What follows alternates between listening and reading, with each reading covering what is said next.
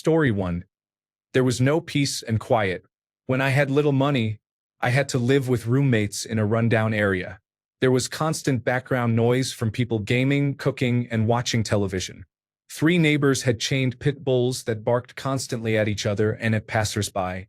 To make matters worse, I had accidentally rented near train tracks, and every few hours I would hear train horns. The noise was unbearable and became my main motivator to improve my living situation. Story 2. How expensive it can be.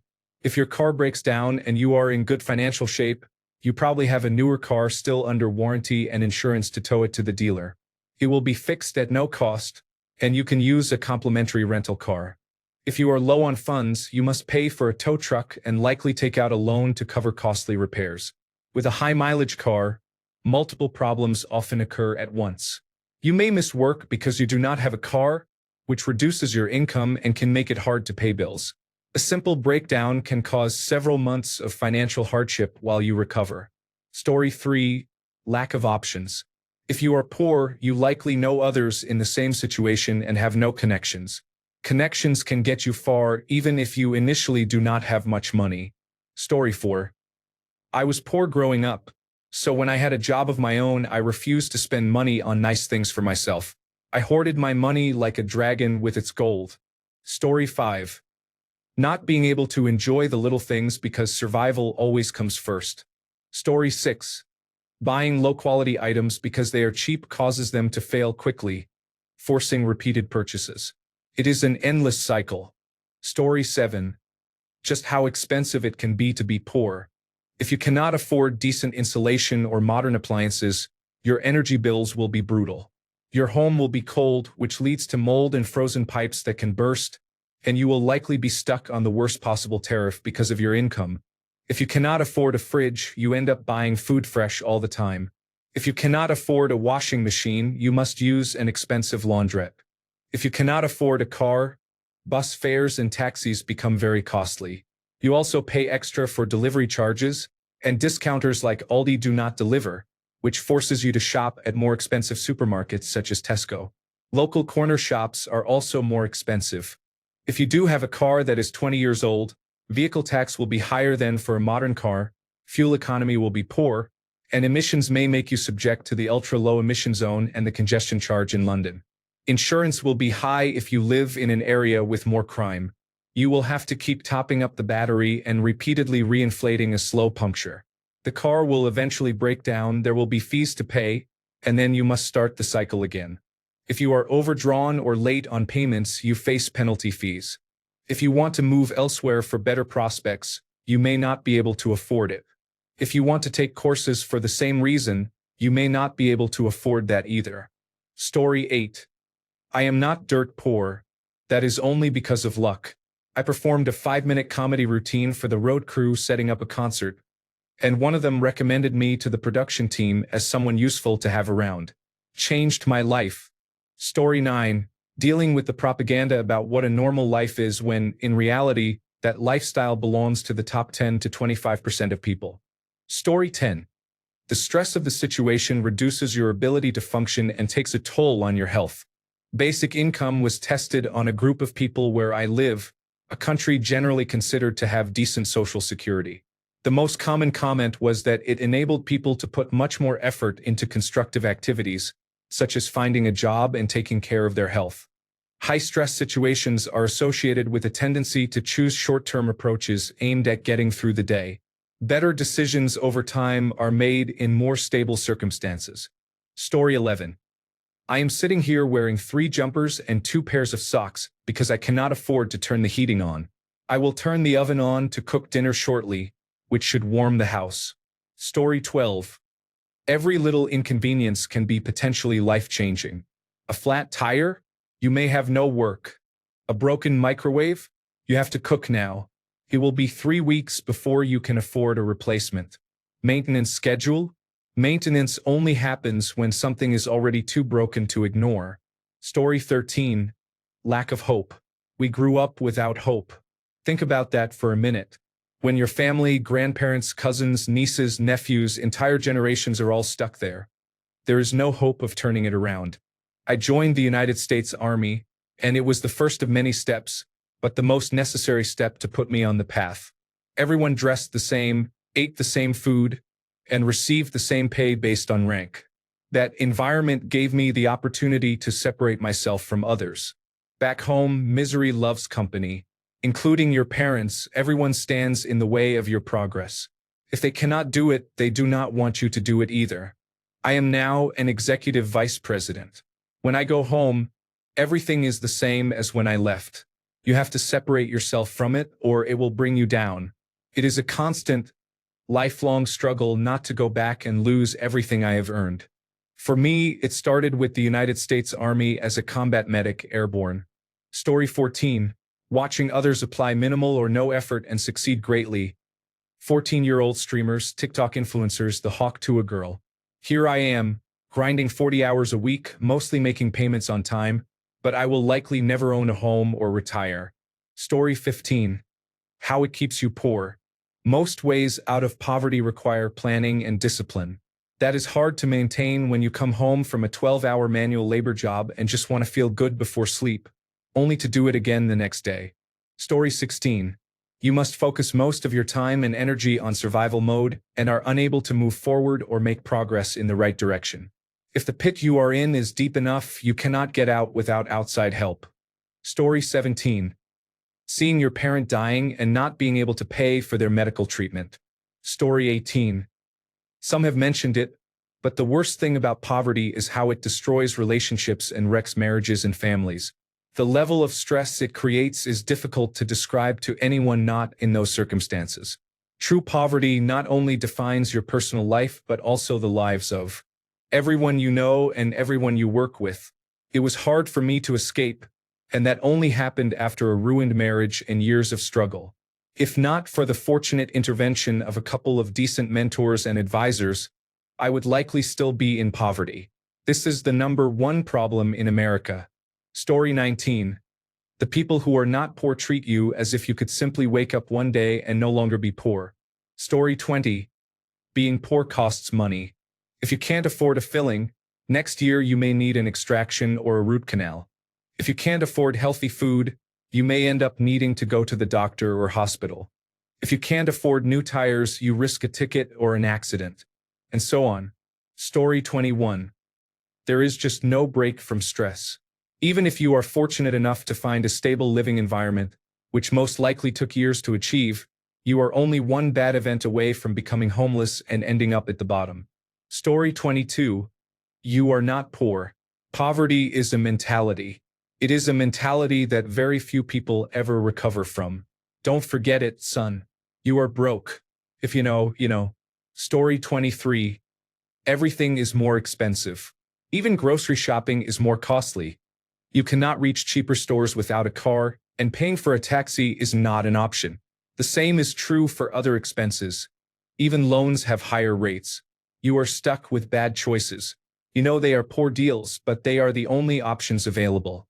You know how to earn more money, or earn it in less time, but you lack the initial investment to do so. Story 24. Being told your circumstances are your fault because you did not work hard enough. Story 25. Being around people who are not poor is not so bad when we are all in the same boat. Story 26. People treat you as if you are intentionally making the worst decisions, when you are simply doing the best you can. The choices can be basic. Do we eat lunch or dinner? Do I fix the car or keep the lights on? You are already exhausted from spending so much mental energy on every decision and cannot easily plan ahead. If you are the child of poor parents and do not make any of the decisions, you still get treated as if you made them. I had the rudest teachers. Story 27. The stress of not being able to pay for an unexpected expense, such as a spike in the power bill or the cost of replacing a broken appliance like an oven. Story 28. Not being able to afford a life with a peaceful mind. Every day is a cycle of working to barely survive. Story 29. Having to stay in a job that does not pay enough to enjoy life, being unable to quit because you must pay rent and cover basic needs, and facing the constant threat of being fired at will and demeaned by employers is what I hate. I do not care about material things. It is that feeling and the mindless grind that bother me. Story 30. I experience judgment from other people. For instance, I receive food stamps. I make sure to get plenty of meat, frozen vegetables, canned goods, bread, butter, and other staples. Because I shop for value and am mindful of every penny, I sometimes treat my family to sandwiches, soda, and a bag of chips from the shop down the road. Cannot tell you how many times someone has looked at me and sneered, "Must be nice to blow my tax dollars on junk." I should not have to justify that I have already done my grocery shopping. My freezers are full, and this is a treat. I have worked and paid taxes. It is frustrating that people seem to think that just because someone has less than they do, they are less than them. Story 31. Many basic healthcare services can be unaffordable, which causes serious problems later that are often much worse. You cannot afford preventive care, such as regular dental visits, so what might have been just a cleaning or a filling can become a root canal or a lost tooth. Story 32. Everything seems expensive when you are poor. You have to consider every meal you buy. Story 33. Being poor makes access to many basic things harder. Hobbies, food, time, peace, and happiness. Story 34. The worst part of being poor is how expensive it is. You are buying food and supplies from places like Dollar General and Dollar Tree because you only have $30 a week for those things, and you are paying 2 to 4 times as much as it would cost in bulk or even at the grocery store, but you cannot buy it there. Even getting more money costs more money. Story 35. If you have children, know that in all likelihood they will be affected in terms of choices, opportunities, and limitations. Story 36. Not being able to address health problems because I cannot afford proper health care. I do not consider myself poor, more like middle class, but I had to refuse a medication because I could not pay for it. I can imagine that poor people must make these kinds of decisions frequently. Story 37. Watching wealthy people buy extravagances that could make a real difference in other lives is upsetting. When I see a picture of Zuckerberg's statue of his wife and his yacht, I think of the joy that donating that wealth to a struggling family could bring and how it could change a life, for example by buying a child a computer, providing a poor family with a house, or paying for someone's medicine. It is disgusting how much money Zuckerberg and Elon Musk have. Story 38. You are doing your best and are still judged constantly by people who are in a much better situation than you are. Story 39. The stress is overwhelming because you are constantly trying to avoid becoming homeless. If an employer treats you poorly for trivial reasons, you can quickly lose your housing. Story 40. The worst part of being poor is living in a cold bedroom, your mother wrapping you tightly in a blanket and getting into bed beside you to keep you both warm. The next morning you have to get up and go to school, where classmates talk about the show they watched the previous night on television while eating popcorn.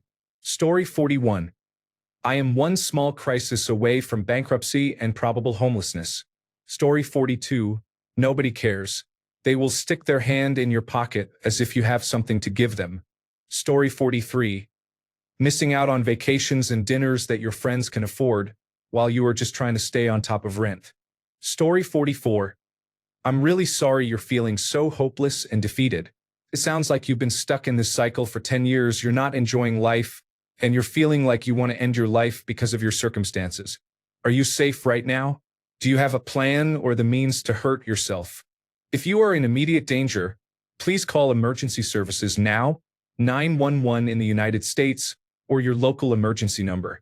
If you are in the United States, you can call or text 988 to reach the Suicide and Crisis Lifeline. If you are in the United Kingdom, you can contact Samaritans at 116 123. If you are elsewhere, please contact your local emergency services or a local crisis line. If you want, I can stay with you here, help you find a local helpline, contact someone for you, or when you're ready, edit the text for Azure Text-to-Speech to remove explicit details and strong language. Do you want me to help find resources or edit the text now? Story 45. Everything costs money. Story 46. Being poor is costly. You cannot buy healthy food because it costs more. You bounce checks or are charged for insufficient funds and receive late fees for missed payments. You cannot afford to go to the doctor. You watch your children eat while there is not enough food for you. Story 47. It is not being poor itself, but the stress of managing very little money each day. The stress it causes depresses me. Story 48. The cost of being poor is real. Poor quality products wear out and break faster, requiring costly replacement. High interest rates and credit card fees bleed off whatever expendable cash you may amass, and a minor emergency can force you to borrow at exorbitant rates. Story 49. The resulting safety issues are serious. If you cannot afford to live in a safe neighborhood, you face higher crime and an increased risk of having what little you own stolen or damaged by burglars and people with substance use disorders. Story 50. We have had times when we could get our children anything they wanted, and times when we did not know what we were going to eat for dinner. The worst part about being poor is that your children do not understand you cannot even afford to buy them a happy meal. They are too young to understand how money works. Even worse, the easiest way to avoid explaining this to them is to lie and say it is closed today. I never want to be there again. Story 51. Watching people enjoy the holidays while you receive nothing because you cannot afford it. Hearing others brag about their family celebrations while you stayed home for the same reason. The shame of avoiding family gatherings because you cannot afford gifts. Story 52. I grew up poor, wearing mismatched clothes that didn't fit, going without food until the beginning of the month, and unable to participate in sports while other kids made fun of me for being poor. I worked really hard to get where I am now, especially for my children. I am a single mom, and I can finally say that money is no longer an issue for me. I am very frugal, but my kids have never and will never have to go without. My job is extremely stressful, but it is worth it to know that if my kids need something, I can go out and buy it. I don't have to rely on the government to feed or house myself or my kids. Growing up poor in the 1990s was awful. I cannot imagine what bullying my kids would face in today's world. We are always the first to help anyone in need without questions asked. Story 53. When I was a kid, being poor meant being tormented and bullied by other children for many reasons, never having enough food in the apartment, and wondering when we would have to move again and start over at another school where we knew no one and had a hard time making friends. It meant living with the constant fear of never knowing if we would ever have a permanent home or my single mother a steady income, feeling ashamed and secretive about our living situation and not wanting friends to visit. It meant relying on a child support payment that sometimes never came and not understanding why my father was not doing his part for me and my brother. Our Thanksgiving dinner often came only because someone donated a turkey or my mother's employer handed one out, and we washed our clothes in the bathtub because there was not enough money for the laundromat. The saddest part was that I knew and understood all of this and more before I was 12. Story 54. How it never stops. Here in Europe, you cannot even go to a public toilet without paying. Oh, and I hate how it is always my fault. Story 55. The worst part of being poor is how expensive it is. You are poor? Okay, here is a massive interest rate that makes borrowing money insanely expensive because you have no money. They say they must charge high interest because of the risk, so they make it harder for people to pay their bills. Wouldn't it make more sense to make it easier for people to pay their bills? Story 56. Maybe it is not the worst part, but it is something I truly hate. How judged you are for being poor. I will share an example to show a different point of view. I have a friend who has a nice, well-paying cushy job because his father was an executive at the company. He is my friend, so I love him, but he is also a waste of space with no real skills beyond being born into money. One day we were talking about work, and he went on to tell me how he had spent a whole day in his office watching YouTube videos and playing online poker. In the same conversation, he said he had gone down into their warehouse and saw one of the workers sitting down. He launched into a long rant about how lazy the workers are. I held everything in. The warehouse worker downstairs was probably midway through a 12-hour backbreaking shift and had taken a minute to sit and rest. And he is not the lazy one. You are playing poker at your desk all day. Story 57. Personally, it is the debt. I feel exhausted trying to repay the loan, ashamed of lying and groveling to postpone payments, and dreadful and vulnerable when collectors call if I miss a payment. I cannot respond angrily when they are angry. It is my fault for taking the loan and then failing to keep my promise.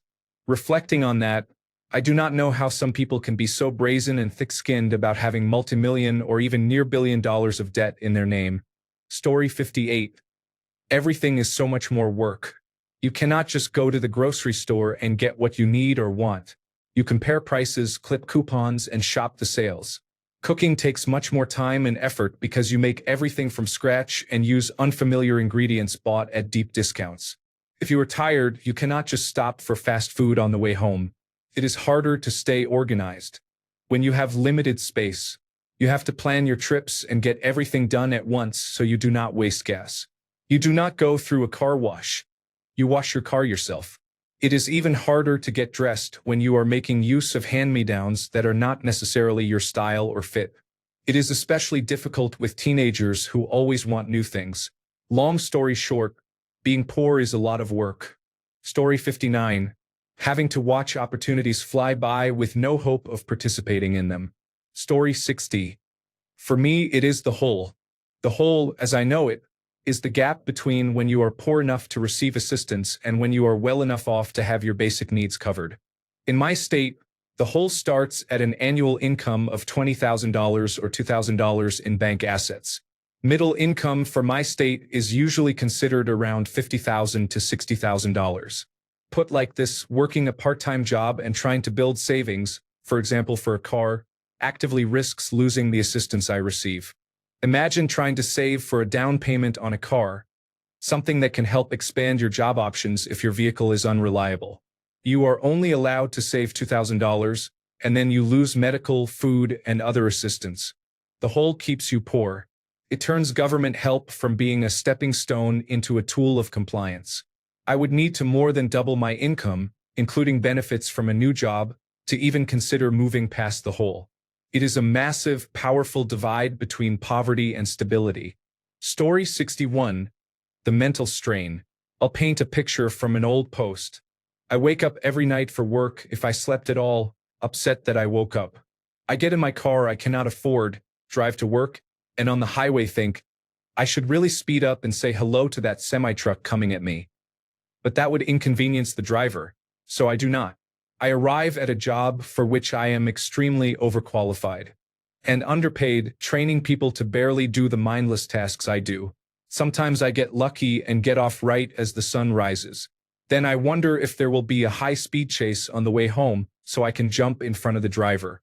I arrive at a house I do not own, deal with roommates I do not particularly like, and go to my room.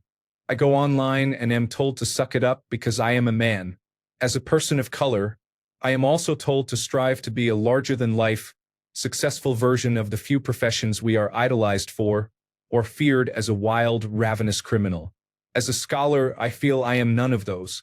I watch people who look like me die because the people who are supposed to keep them safe do the opposite. I think, they are lucky. Someone helped them escape the grind. When the sun is up, I eat dinner, maybe play some games, and then shower before bed. While I try to drift off to sleep by scrolling endlessly on my phone, I remember that I live in a state I hate, in a room I can barely afford, in a house I do not own, in a bed that is not mine. I remember that I have barely any family, no friends, no pets, no children, no significant other, or companion, and no social progress to show. As a scholar, I have intelligence and education, but nothing to really show for it. I tell myself it could be worse, so I should be grateful. Smile, because at least you have it all, even if it exists only while you are dreaming. Maybe I will get lucky this time and my heart will slow down so I will stay asleep much longer. Story 62. Spending 99 to 100% of your not-so-disposable income on necessities makes everything exponentially more expensive for you. Car insurance payments add interest and fees. Car loans add interest expense. Cell phone payment plans increase costs. They call this the poverty tax. In other words, it is more expensive to be poor. Story 63. You miss out on Black Friday deals and other promotions throughout the year. Story 64. Missing important family moments. Inability to treat or diagnose health issues. Food shortages. Poor hygiene. Statistically, people living below the poverty line will suffer from at least one of these. Story 65. 1. Finding things to do that do not cost money. 2. Making the rounds of all the donation centers to get enough food to survive. 3. Finding gig jobs to make a little extra money. 4. Collecting recyclables. Story 66.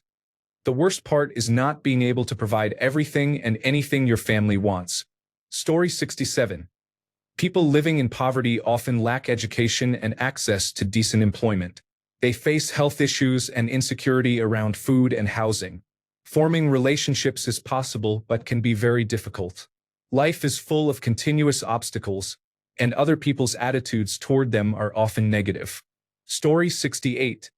Mental exhaustion, emotional exhaustion, the cold that claws at your bones, the hunger and drinking loads of water to try to quench it, pretending to be happy so you can blend in, having faith in yourself which keeps you going until you see the sun again.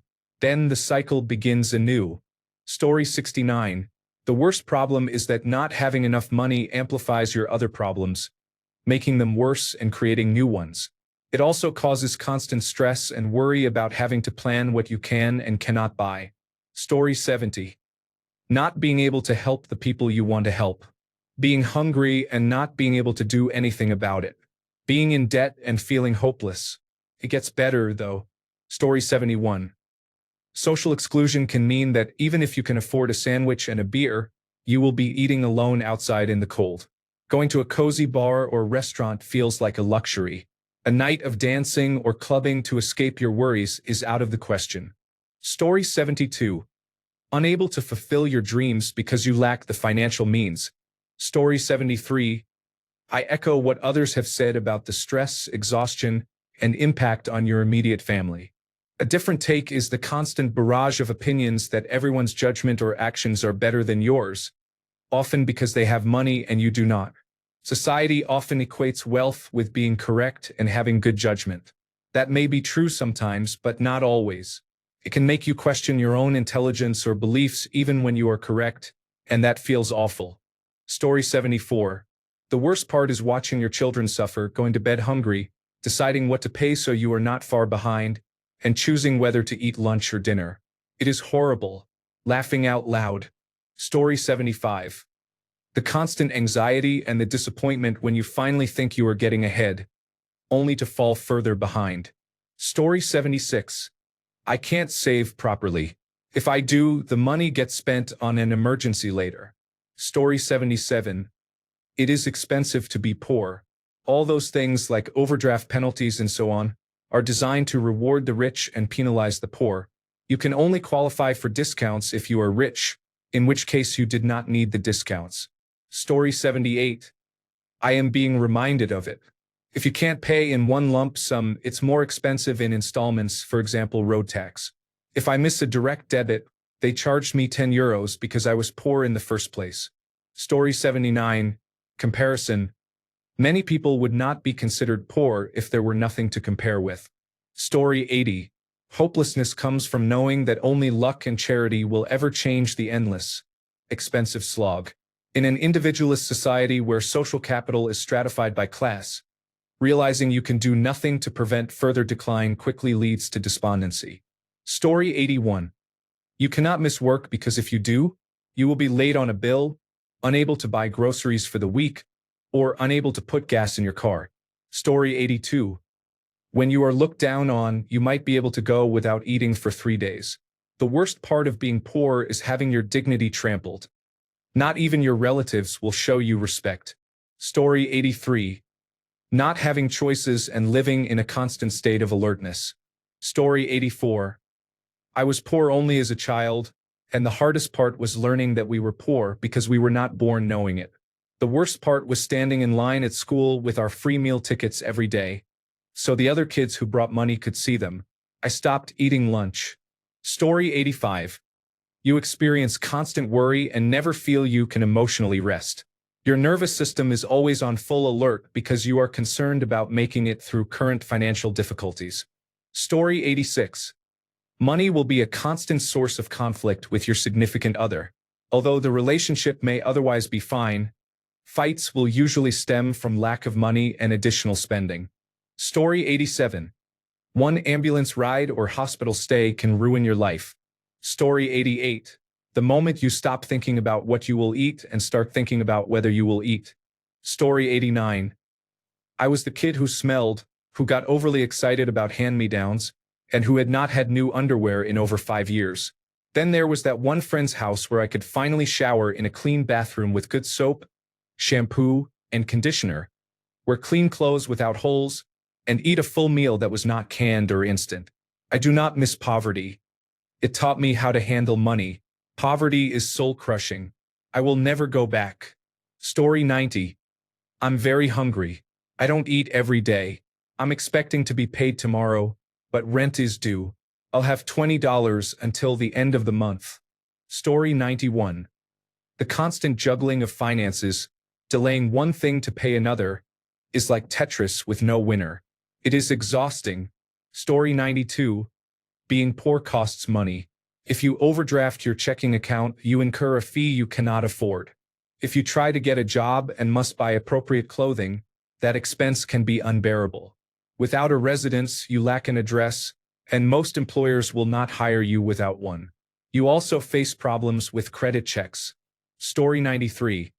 When I was living in my car, it was always a bummer to be woken up randomly because someone thought I had overdosed, even though I was just trying to get some rest before work. Story 94. Everything is too expensive. The turbo is failing on my car. I cannot afford a new one, so I am scavenging for a used turbo. The day after paying for that, an unexpected veterinarian bill arrived. I paid the veterinarian bill, but now I cannot afford the mechanic to fit the part, and I do not have the tools to fit it myself. I also have to think about the Ministry of Transport Vehicle Safety Test that is due soon, the road tax due in January, Christmas presents, fuel to travel to family for the festive period, and medication bills. I felt worse right after the veterinarian visit because I messed up the dates for my contraceptive implant.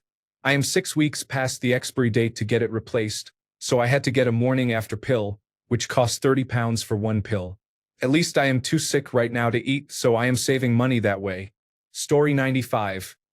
Not being able to catch up on bills prevents you from reaching a place where you can make good decisions. Story 96. I take the bus everywhere. A workday includes more than 3 hours of unpaid bus scheduling. 15-minute errands end up not being worth the time. Story 97. You may feel trapped in your situation. Some people say to get a better job, but many positions require education or experience you do not have. Others say to return to school and earn a higher degree, but that costs money you do not have and you may not want to be burdened by loan debt. When you have children to care for, the anxiety of not being able to provide increases. Poverty is not defined solely by receiving government assistance.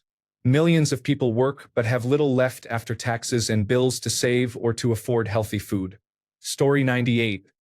It's the constant stress of being stretched too thin for years. I hadn't seen a medical professional in a decade. Who can afford that? I had a dental emergency, and my blood pressure was so high the dentist almost refused to pull my tooth until I had seen a doctor. I saw a doctor the next day and was diagnosed with hypertension caused by stress. This is all stress that would not exist if I made more money. Story 99. Being poor is expensive.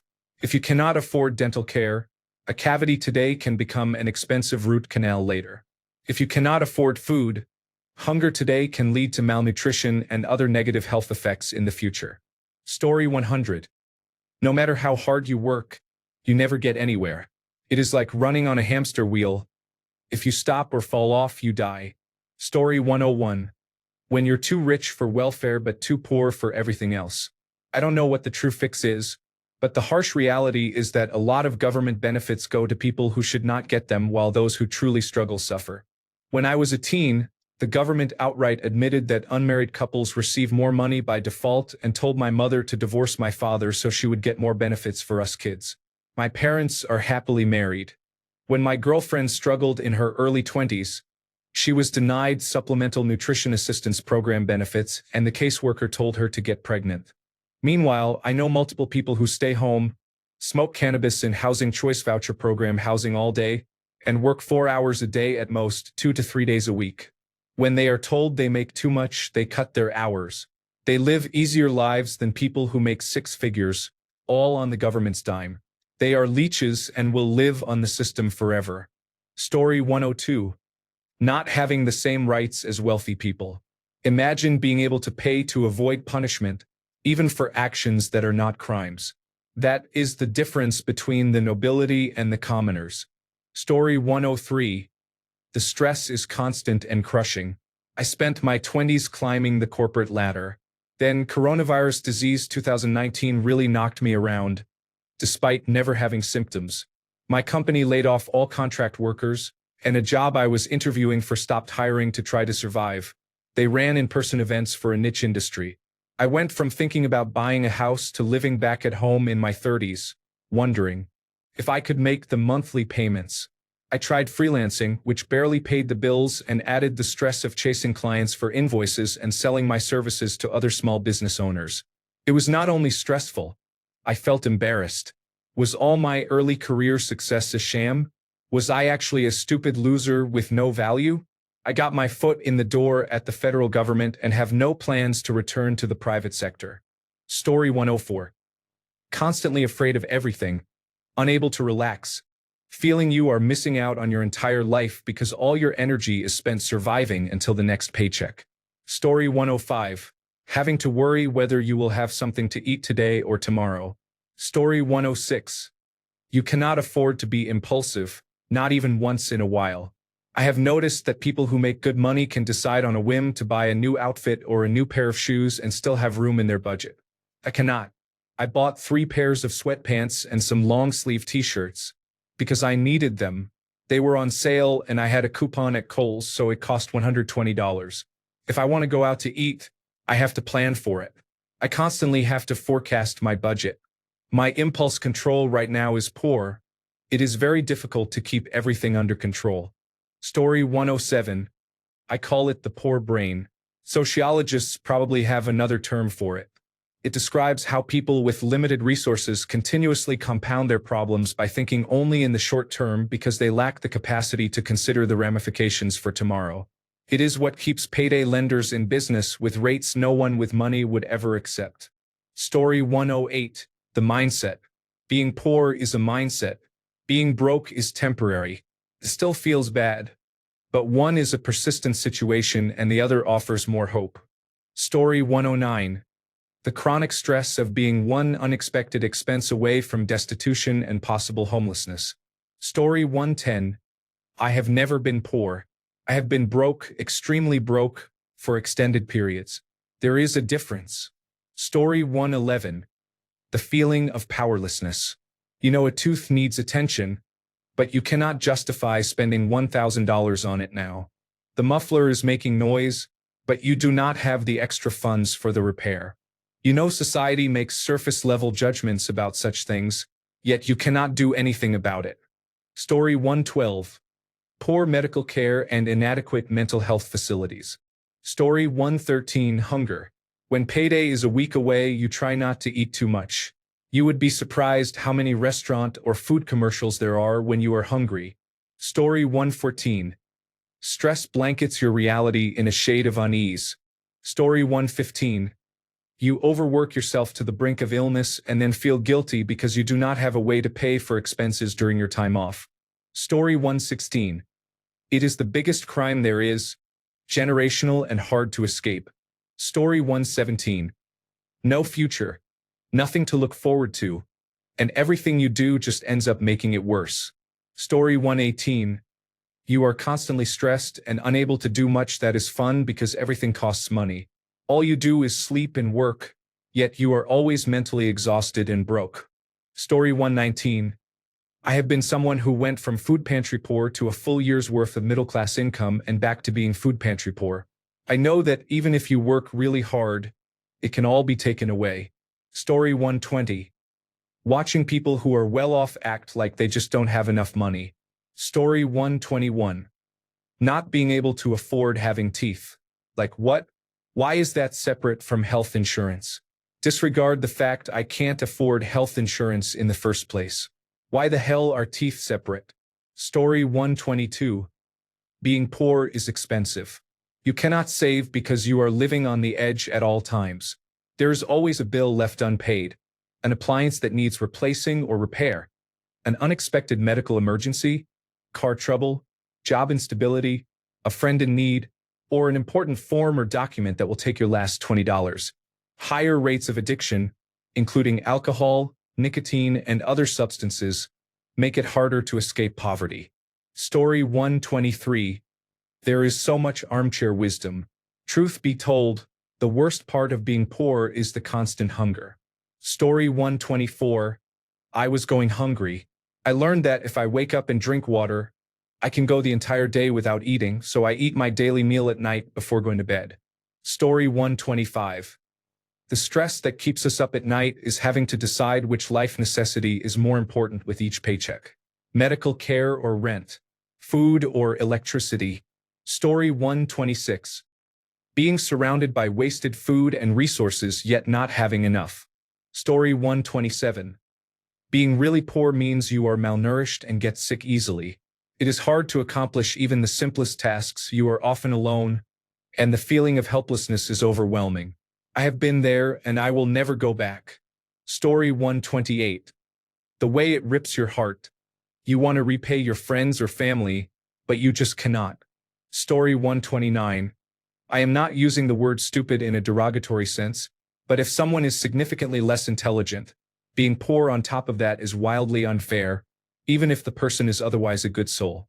Story 130. Not being able to live normally prevents you from doing everyday activities, such as traveling to places farther from home because of gas prices. You cannot buy new items or try restaurants, and you cannot enjoy many things. If you do not own a car, the situation is even worse. Story 131. Worrying about how you are going to pay rent, the electricity bill, and buy food and other necessities causes constant stress. Story 132. You cannot relax for even 5 minutes. Any move you make and anything that happens around you could require money you do not have or wipe out what you have until the next paycheck. It is a frantic existence. Story 133. Working 84 hours a week just to have a roof over my head. Story 134. The people around you have a crabs in a bucket mentality. When I was poor, people recommended jobs they thought were beneath them so they could laugh at me. People in low-paying jobs often think there is only room for one person to do well, and they go out of their way to sabotage others. Then they yell when someone tries to get a better education to improve their life. Story 135. Social media was painful for me because I could see everyone doing what I wanted but could not afford, and it made me depressed.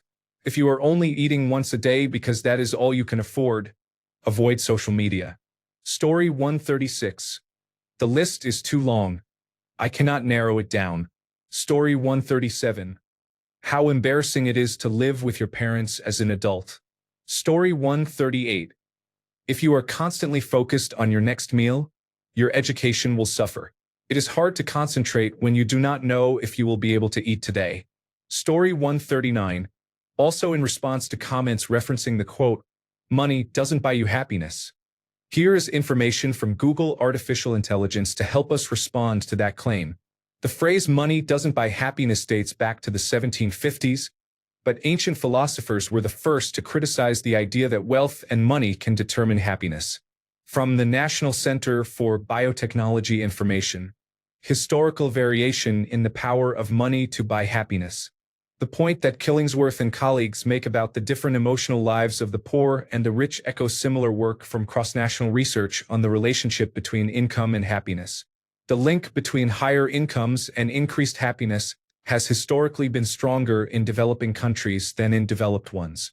In recent years, however, it appears that the trend has reversed, and now higher incomes are more strongly associated with happiness in developed countries than in developing ones. A recent meta-analysis found that in the United States and many European countries, the income-happiness correlation has strengthened since 1970, whereas in many Latin American countries, the income-happiness correlation has weakened over the same period. Changing income inequality may be a major factor in explaining these shifts. In more unequal societies, the benefits of higher incomes and the deficits of lower incomes are all the more extreme. As inequality has risen in Europe and the United States and has fallen in Latin America, the link between income and happiness has changed accordingly, strengthening as inequality rises and weakening as inequality falls. In fact, in the years when income inequality is particularly high in a country, so too is the link between higher incomes and increased happiness. Inequality affects the poor differently than the rich. Being at the bottom of an unequal distribution increases mistrust and feelings that the system is unfair. In years when inequality is higher in the United States, the lives of the poor are less happy, while the lives of the rich are largely unaffected. For the majority of Americans, higher incomes are straightforwardly associated with greater happiness, but income stops reducing sorrow and enables even more happiness above incomes of $100,000. Money in the lives of the poor. In splitting out the psychological lives of the happiest and unhappiest Americans, the authors raise important questions about why income may affect their lives so differently. What are the needs that income can address among the unhappy and poor? What are the resonances provided by income to the happy and rich? Research suggests, for example, that a well-functioning welfare state with high levels of progressive taxation and redistribution enhances the subjective well-being of its poorest citizens while not reducing the well-being of those at the upper ends of the income spectrum. These findings are consistent with research on how resource scarcity negatively affects the decision-making and well-being of those who do not have enough to get by.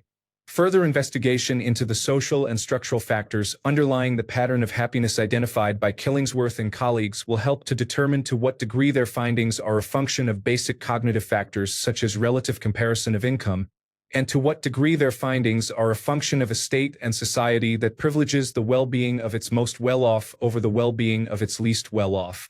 Story 140. For me, the hardest part is the inability to afford dental care. My family and I get by. We have what we need and many of the things we want. I need dental treatment badly. My parents never took me when I was a child, and I have never been able to afford anything other than having my wisdom teeth removed. I am going to start looking for programs that might help. My teeth are a significant insecurity. Story 141. Knowing it's all for a few $100,000 bourgeois, there is no universal basic income, housing, education, and healthcare. Thanks, BlackRock. Story 142. Worry. The constant fear that you could lose food, housing, employment, or everything if the situation does not improve. Story 143. Not getting medical help when you need it, and feeling your body and mind deteriorate each day. Story 144. Being terrified every time you pay bills, fearing you will not have enough left over to eat that month. Not having money for gas to socialize with family or friends. Story 145. Not being able to provide anything but the bare necessities for your family. Story 146. People tell you to save money, but when you are living paycheck to paycheck, saving is a privilege you do not have. Story 147. You never leave the mindset. Even when you are what most people would consider well off, you still think about every purchase as if the world could come crashing down tomorrow. And it can. Story 148. You have zero motivation to better yourself because your situation feels unmanageable. It's really depressing. Story 149. Maybe not the worst, but it magnified everything else. The advice you got from people who had literally no clue about the concept, I have no money. Like zero money. Zero money means you have nothing to exchange for goods and services. Zero. And they acted like it meant you had extra money squirreled away, or offered some of their motherfucking advice. The stuff I heard repeatedly was maddening. People told me things like, you should save a little each paycheck and invest. Everyone can afford to save. You can't afford not to. Fuck you. But it's your health. When you can't afford your medication or basic care. Myths like dental schools doing things for free. Costs less advice, it does not matter. If something costs a penny when you do not even have a penny. The same for the want of a nail logic. Can't you borrow from someone? No. No family. No parents. Friends are also poor. And tons of spiritual advice like God has a plan, or if you tithe 10%, it will come back to you 1,000-fold. I started to get mean. I would say, it's just a $50 copay for a basic appointment. It's your health. And they would respond, well, give me the $50 then. They backpedal so fast. You said it like it was nothing, so just give me $50. Yeah, that's what I thought. So easy to give advice with money that's not yours. I had a dentist who didn't understand I couldn't just come up with $32,000 of dental work. Completely clueless, and at his salary level, no doubt. I said, I know you have an office staff and they handle the money, but here is business 101. You run a business. You offer a service. You accept payment in money. Money is used in exchange for goods and services. The contract between you and me is that I exchange money for a service. If I do not pay the money, there is no contract. No service is rendered. But dental health is essential. You need this work. I finally said to him, if you were to hold a gun to my head and say you would blow my brains out if I didn't come up with $32,000, my brains would be all over that wall when you pulled the trigger. He freaked out, dropped me as a patient, and said I was mentally unstable. Yeah, that's why you dropped me, huh? Sure. Sleep well on that $32,000 mattress, buddy. Rich people, man. Most are very disconnected from reality. Money does that to you. It's insidious and cloying, but I will be honest. I am not poor right now, and that's a lot better than being poor. Thanks a bunch for sticking around till the end of the video. Remember to subscribe, and until next time, stay awesome and goodbye.